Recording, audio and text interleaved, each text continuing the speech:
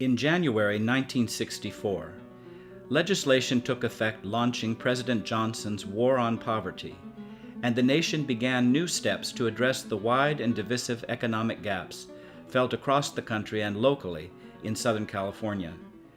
Because these divisions correlated with deep inequality created by racism, the landmark Civil Rights Act of 1964 was especially welcome when it took effect in July of that year, outlawing discrimination based on race, color, religion, sex, or national origin. Within the Diocese of Los Angeles, a central focus of the next 50 years was vigilance for achieving social justice and equity, rooted in the baptismal covenant's call to respect the dignity of every human being. A key ally in this work was the celebrated singer-songwriter Nat King Cole, an Episcopalian who sang in the choir of the Church of the Advent in Los Angeles, whose building was dedicated as a memorial to Bishop Stevens. Cole later became a parishioner of St. James, Wilshire, located not far from the home into which he and his family moved in 1948. Cole greatly assisted Bishop Bloy with fundraising for Camp Stevens, headlining a sold-out concert at the Shrine Auditorium in 1957. The funds raised were used for construction, and the Nat King Cole Dining Hall continues in use today. Sadly, Cole developed lung cancer and died February 15, 1965, at age 45. In attendance at his funeral service in St. James Church were mourners and admirers who had known and worked with Cole throughout his career. Racial tensions continued to run high in Los Angeles, and the city exploded that summer with the Watts riots of August 1965. Bishop Bloy responded by calling the congregations of the diocese to prayer and action, and he deployed several local priests to bring food and supplies to those living in the affected areas. Among those clergy on the scene were Maury Samuel and Malcolm Boyd, both of whom continue in ordained ministry today. The crisis further moved Presiding Bishop John Elbridge Hines to launch the General Convention Special Program addressing poverty and racism church-wide.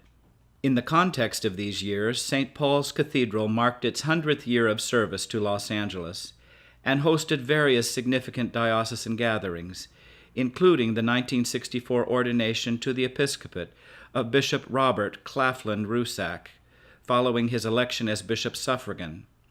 Bishop Rusak served the diocese in this capacity until his election and installation in 1974 as bishop diocesan. Bishop Rusak made headlines again in 1977 with his strong decision to support the ordination of women to the priesthood. His arrival at LAX from the Port St. Lucie meeting of the House of Bishops was greeted by a gathering of diocesan well-wishers and news media. On January 15, 1977, Bishop Rusak ordained 5 new priests, among them Victoria Hatch, the first woman ordained in the Diocese of Los Angeles. Strategically positioned at the cathedral that day were police officers called upon for security in response to various threats. At this time, the cathedral continued in service after sustaining damage in the 1971 Sylmar earthquake of 6.6 magnitude. The extent of necessary seismic repairs was such that in 1979, Diocesan Convention, also considering the dwindling attendance at downtown church services, voted to demolish the cathedral and to sell the property. This decision grieved many Episcopalians, including Bishop Rusak, who opposed the action. His pastoral care included relocating the congregation's Sunday services to Good Samaritan Hospital and the Chapel of All Souls, which is in fact a scale model of the former cathedral church. The Cathedral Corporation's warden and executive director at the time, Randolph Kimler, oversaw the transition and the implementation of a creative ministry and grants program known as the Cathedral Without Walls. Alternative venues were found for major diocesan gatherings, and creative planning led to the success of such occasions as the 1981 visit of the Archbishop of Canterbury, Dr. Robert Runcie. At the Church of the Epiphany in East Los Angeles, Dr. Runcie learned of the witness of civil rights leader Cesar Chavez, who was a frequent visitor for mobilizing activities at Epiphany Church.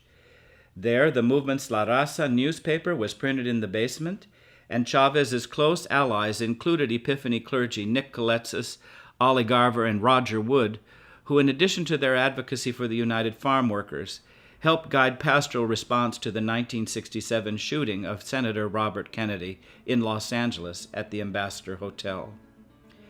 Kennedy was pronounced dead at Good Samaritan Hospital, where his body then lay in state, mourned by a nation still reeling from the shooting of Dr. Martin Luther King Jr. 2 months before. Los Angeles priest Ollie Garver served as chaplain to the grand jury during the Sirhan trial. Later, in 1985, Ollie Garver was elected bishop suffragan of the diocese. Although Bishop Rusak envisioned various new configurations of urban ministry, these plans were interrupted when he died on July 16, 1986, at age 60. His funeral service was held at St. John's Church in Los Angeles. 2 years later, Bishop Fred Borsch took office following his election in January 1988. Early on, John Bruno, then rector of St. Athanasius Church, described to the bishop his vision for developing the Echo Park Parish site into the new Cathedral Center of St. Paul. After thorough study of various options, ground was broken in 1992, and the Cathedral Center was consecrated on October 22, 1994. It continues in its 20th year as a center of great hospitality and service. In 1990, Chester Talton, then rector of St. Philip's in Harlem, was elected bishop suffragan of the diocese. He took up important areas of economic justice, multicultural ministry, and response to the 1992 civil disturbances in Los Angeles. One of Bishop Borsch's key initiatives was the creation in the early 1990s of the Bishop's Commission on Gay and Lesbian Ministries. This group added official diocesan voice and support to the deep spiritual work begun in the mid-1970s with the first Integrity Eucharist at St. John's Church, Los Angeles. The strength of service among local Episcopalians was especially felt from the beginning of the HIV/AIDS crisis, increasing each year with the construction of Project New Hope, housing, and related services. John Bruno, both while provost of the Cathedral Center and following his 1999 election as bishop coadjutor, provided leadership taking these efforts to the next level of progress. In 2009, Diane Jardine Bruce and Mary Douglas Glasspool were elected bishops suffragan, making history as the first 2 women to be elected bishops in the diocese. They began their ministries as bishop suffragan in 2010. Today, climate change, economic justice, peace in the Middle East, especially Israel-Palestine, are among major issues at the forefront of the ministries of the Diocese of Los Angeles and its oldest congregation, St. Athanasius at the Cathedral Center of St. Paul. May we join together in continuing this faith community's enduring witness, deepening its service and heritage across new horizons.